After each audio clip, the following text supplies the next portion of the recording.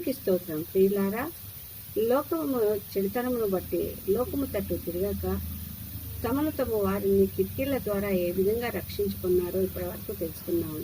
అందులో ముఖ్యంగా మొదటిగా లోకం యొక్క చెడుతనమును బట్టి లోకములకు తీర్పు తీర్చగా లోకం తట్టు తిరగక ప్రభు యొక్క మాటలందు విశ్వాసముంచి ఆయన యందు నమ్మిక ఉంచి విధేయుడై నీతిగానున్నటువంటి నోవాహు ఆయన కుటుంబంను రక్షించిన విధానమును మనం ఈ కిటికీ ద్వారా మనం చూస్తున్నాము. రెండవదిగా దేవుని యందు భయభక్తులు కలిగి ఆయన చేసిన కార్యములను బట్టి ఆయన నామమును హెచ్చించి ఘనపరిచినటువంటి వేష అయినటువంటి రాహాబు తనను తన వారినందరినీ ఈ కిటికీ ద్వారా ఏ విధంగా రక్షించుకొని యేసుప్రభు యొక్క వంశావళిలో తన పేరును స్థిరపరచుకున్నది మనము చూస్తున్నాము. ఈరోజు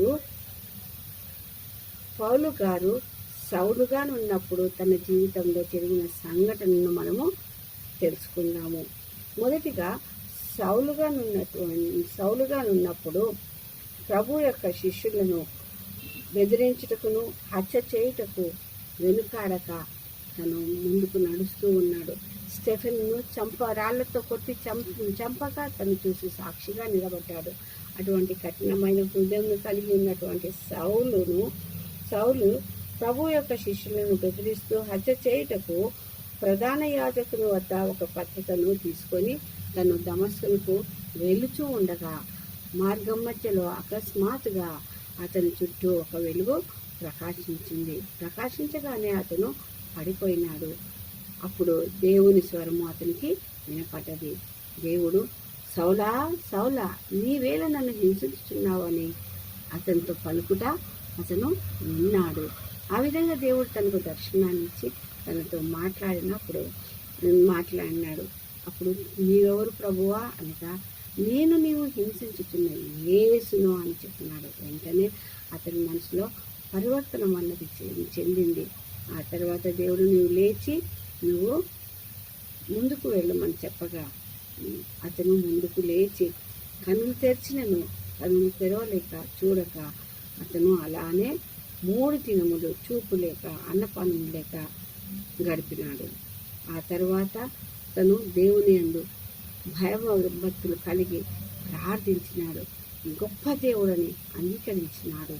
కాబట్టి దేవుడు అతని ప్రార్థనను విని అననీయ అన్న తన శిష్యుడికి దేవుడు తెలియజేస్తున్నాడు, నువ్వు తార్సువాడైనటువంటి సౌలు అను వాని కొరకు పోయి విచారించి ఆయన పైన చేతులు ఉంచి ప్రార్థించమనగా అననీయ ఏమంటున్నాడు, దేవా, పరిశుద్ధులను నీ యొక్క బిడ్డలను తను అందరికీ కీడు చేసినాడు. నా ప్రభువా, నీ నామమున ప్రార్థన చేయవారిని బంధించుటకు ఆయన ఇప్పుడు ఒక పత్రికను తీసుకొని వస్తున్నాడు ప్రభువా అని తెలియజేస్తున్నాడు. ప్రభువుకు తెలియదా?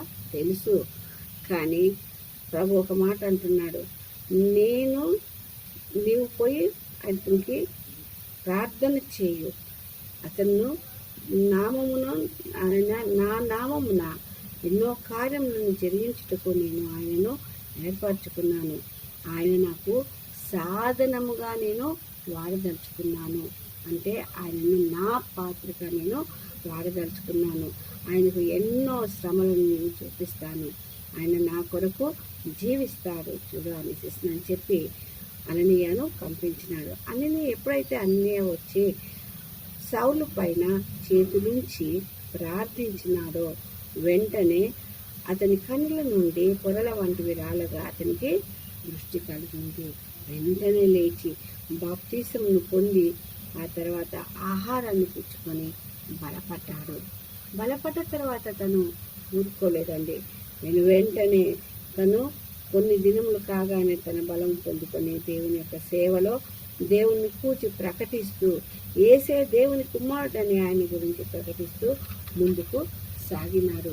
మరి ముఖ్యంగా ఈయనే క్రీస్తు అని రుజువుపరుస్తూ దమస్కులో తిరిగినాడు. ఏ స్థలంలోనైతే ప్రభు యొక్క పరిశుద్ధులను పట్టుకోవాలని, చంపాలని, బంధించాలని వచ్చినాడో ఆ ప్రదేశంలోనే ఆయన ఒక సాక్షిగా, సాధనంగా, పాత్రగా వాడబడ్డాడండి. ఆ కార్యములను చూసి యూదులకు కలవరం ఉంది, వారి అతన్ని చంపాలని ఆలోచించారు. తర్వాత రాత్రింపగళ్ళు అతని కోసము అతని ద్వారం వద్ద కాచుకొని ఉన్నారు. ఈ సంగతి సౌలు అయినటువంటి పౌలుకు తెలియబడ్డది. ఆయన శిష్యులకు తెలియబడగా వాళ్ళు రాత్రి వేళ అతన్ని తీసుకొని పోయి గంపలో వచ్చి గోడ గుండా కిటికీ గుండా అతని కిందికి దింపి అతన్ని రక్షించినారు. ఎందుకు? దేవుని సేవ చేయుటకై, దేవునికి సాక్షిగా నిలబడుటకై అతన్ని వాళ్ళు రక్షించినారు. కాబట్టి అతను ఏం చేసినాడు? ఒక్క ఉదాహరణ మీకు తెలియజేస్తాను. ఏంటిది అని అంటే, ఒకరోజు ఆదివారంన రొట్టె విరుచుటకు కూడినప్పుడు పౌలు మరునాడు ఒక ప్రదేశం నుండి ఇంకో ప్రదేశంకు వెళ్ళనై ఉండగా ఫిలిప్పును విడిచి త్రోయకు పోవాలని అతని ఆలోచన ఉండి ఆయన రాత్రంతయు అర్ధరాత్రి వరకు ప్రసంగించుచుండగా అక్కడ మేడ గదిలో ఇది తిరుగుతున్నది. అక్కడ అనేక దీపములు ఉన్నాయి, ఎంతో వెలుతురు ఉన్నది. అయినప్పటికీ ఐతు అని ఒక యవనస్తుడు కిటికీలో కూర్చొని గాఢనిద్రపోయారంటండి. వెంటనే ఏమైందంటే, నిద్రలో ఉండి ఆయన ఒక్క తూరుడు తూపింది, ఒక జోగుడు చూడండి. జోగగానే 3వ అంతస్తు నుంచి కిందికి పడిపోయి చనిపోయినాడు. అందరూ చనిపోయిందని అతని గురించి బాధపడుతూ ఉంటే, మీరు బాధపడవలసిన అవసరము లేదు, అతను మరణించలేదు, అతను బతికే ఉన్నాడని చెప్పి అతను కౌగలించుకొని అతనికి ప్రార్థించగా అతను తిరిగి లేచినాడు. ఇంత గొప్పటి కార్యమును కూడా చేయగలిగినటువంటి సామర్థ్యము పౌలుకి కలిగిందండి. ఎందుకు? దేవుని యొక్క దర్శనం ద్వారా ఆయనలో ఉన్నటువంటి చెడుతనమంతయు పోయి తనకు కొత్త హృదయం దేవుడు అనుగ్రహించాడు, కొత్త మనసును అనుగ్రహించాడు. అతన్ని తన సాధనముగా దేవుడు వాడుకున్నాడు. ఈ విధంగా దేవుడు పౌలును కిటికీలో నుంచి దింపి తన కార్యములకై వాడుకున్నాడు. అదేవిధంగా కిటికీ నుండి పడినటువంటి ఐదుకు ప్రాణాన్ని ఇచ్చి ఇంకా తన యొక్క కార్యంని అభివృద్ధిపరిచి దేవుడి సాధనంగా వాడుకున్నాడు.